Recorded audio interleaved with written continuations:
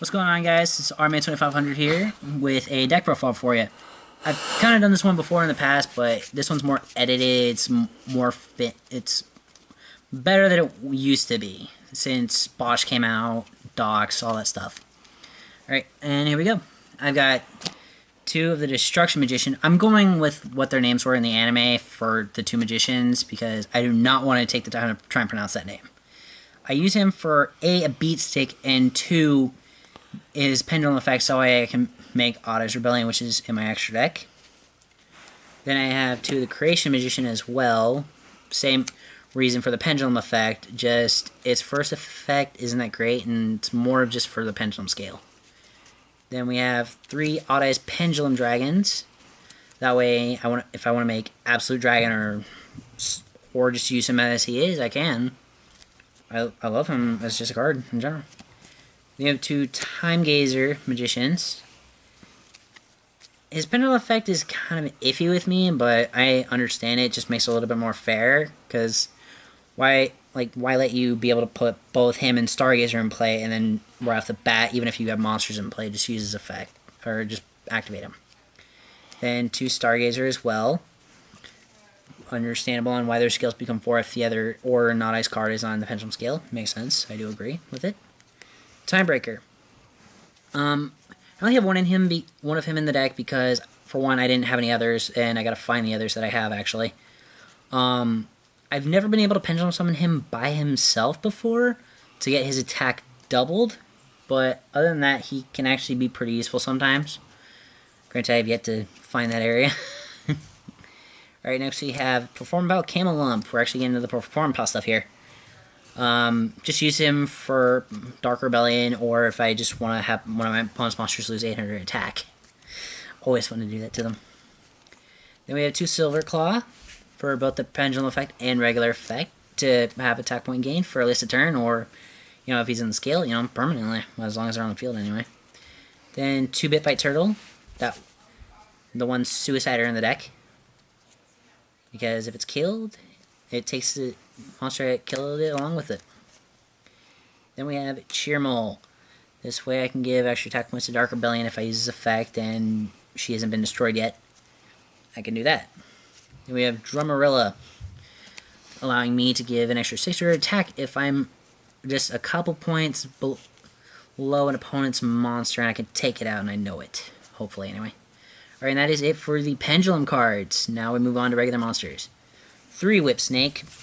I feel like that might be pretty self-explanatory there, because of the fact that you can, you know, switch the attack and defense of one of your opponent's monsters per turn, and you can use the effect more than once. Well, if you have more than one Whip Snake in play, anyway. We have 2 Tuning Magician, just because for the synchro plays. Granted, wish it didn't come with the life point damage and life point gain. Just wish the gain was on your side, not your opponent's. And then we have 2 Thunder Rhino. Just that way, if I need to, I can protect a Perform Pal monster. So that part is he has to be banished. Next, we have Otto's Gravity Dragon. Works somewhat the same as the Red Eye's Flare Metal. It's just the fact that his ritual spell requires pendulum costs to be tributed, and I have that card. Didn't take long. And that he's pretty good. He's pretty useful as a beast stick, mostly. Then we have Friend Donkey, allowing me an extra normal summon for the... Well, it's more of a special summon, actually. But it has to be a level 4 or lower, which helps a little bit. Especially with, if I have Help Princess in hand, I can bring out more than one monster and just make an instant Exceed if I don't have 2 level 4s in play. Okay, next we have Spike Eagle, doing that piercing damage, and combined with Odd-Eye's Pendulum Dragon is just amazing. I've done it a couple times and won like that before. It's freaking amazing. Then we have Swordfish, allowing me to decrease the attack and defense multiple times, depending on how long he's on the field. Next we have Help Princess, which is if you normal summon or special summon another Perform Pal, you can special summon her along with it. Then we have Salute Tiger, which if he destroys a monster, you know, add a Perform Pal Pendulum card from your deck to your hand. Skeeter Skimmer. Good for, you know, stopping attacks more than once a turn, kind of, or preventing yourself from taking damage if he's in attack mode, which is what I feel like a lot of people would do if they put him in a deck, but I doubt they would because, you know, they're just people that don't like the card. I didn't want to say anything bad. Next we have Stamp Turtle for a little bit of defense and for a little bit of possible overlay power, because he, once per turn, can target 2 monsters, increase levels by 1. Then we have Elefamer, which is useful only if I have 2 Perform Bell cards in play, so I can normal summon him without a sacrifice, and it can still attack. Because without another Perform Pal in play, I cannot attack with him. Alright, and that is it for normal monsters. Next we, or actually for monsters in general, I should say. For the main deck. Next we have Sky Iris, which everybody should know what that does, because I'm pretty sure everybody's bought a Master Pendulum Structure deck, but for those of you who don't, it prevents Perform Pals and Magician Pendulum monsters from being targeted or destroyed while in the Pendulum Zone. You have to get rid of that first.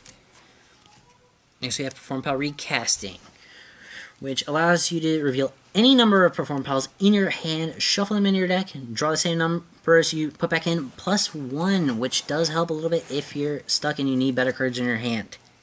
And hopefully you have a Perform Pal card in your hand, and it has to be a monster, so you cannot use Spell and Traps to help out. So you have Odd Eyes Advent, the ritual card for my Odd Eyes Gravity, the one that requires Pendulum monsters, but can also be used as special summon, or ritual summon any dragon type ritual monster, which I learned that fairly recently by looking at the card again.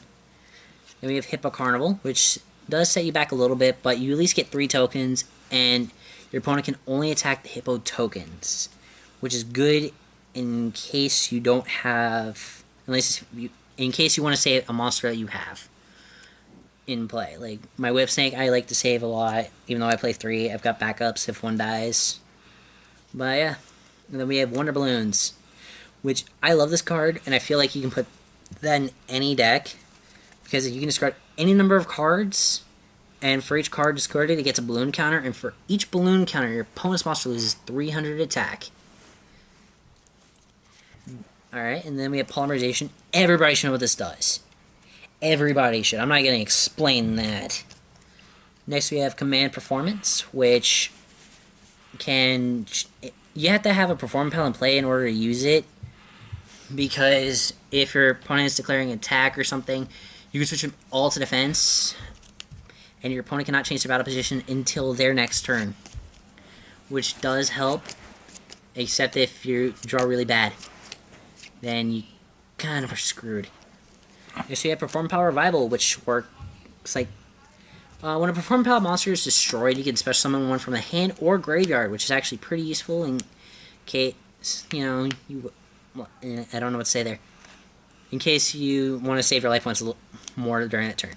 Then, last but not least for the main deck, we have Perform Pal Call, which I play this because of the fact that if I have no monsters in play and my opponent is declaring a direct attack, I can use this to negate it and add 2 Perform Pal monsters from my deck to my hand, whose defense is equal to or less than the attack I would have taken.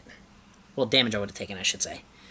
Alright, and that is it for the main deck. Let's move on to the extra deck. It is actually kind of small, I will admit.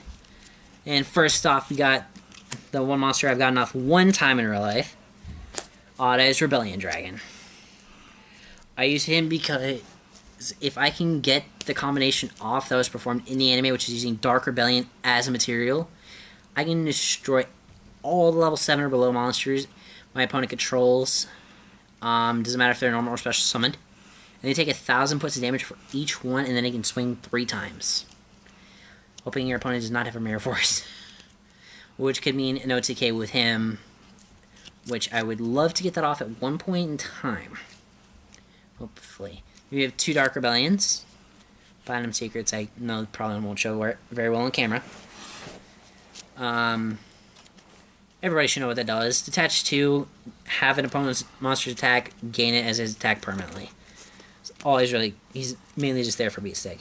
You have Odd Eyes Absolute Dragon, which works the same way as Utopia, but you also get to special summon a Odd Eyes from Grave. So he's actually better than Utopia.